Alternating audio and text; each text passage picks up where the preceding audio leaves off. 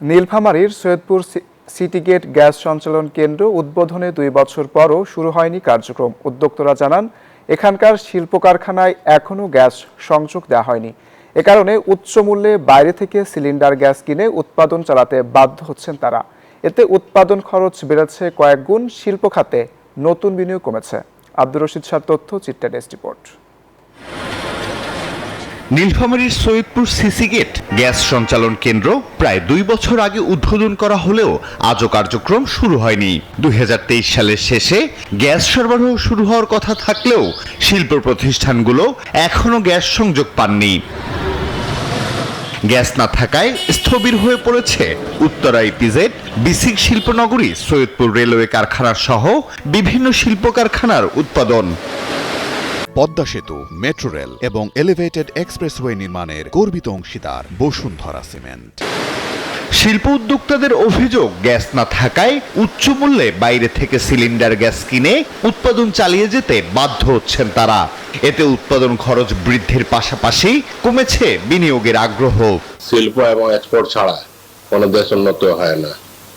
আমাদের দেশকে স্বনির্ভরশীল করতে হইলে আমাদেরকে ক্ষুদ্র ক্ষুদ্র শিল্প গ্রহণ করতে হবে, তৈরি করতে হবে, আর আমাদেরকে এক্সপোর্টে যাইতে হবে। জমি শেষ করে দিয়েছি, কিন্তু এটা তো পাইপলাইন বসানোর জন্য নয়, পাইপলাইন বসায় কন্ট্রাক্টরের বিল বাড়ানোর জন্য নয়।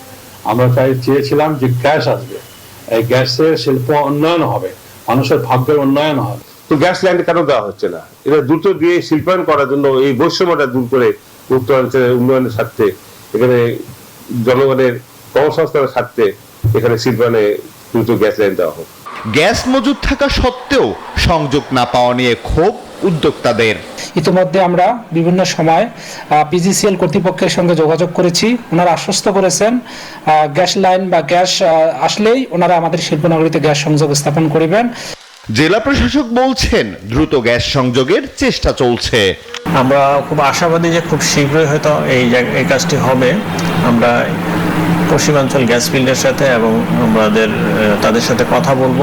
সৈয়দপুর সিসি গেট ও পিজিসিএল সরবরাহ কেন্দ্র থেকে প্রতিদিন 100 ঘনফুট গ্যাস সরবরাহ সম্ভব। কেবল প্রয়োজন কার্যকর উদ্যোগ আর প্রশাসনিক সমন্বয়, এমনটাই মনে করেন সংশ্লিষ্টরা। Desk report, news 24।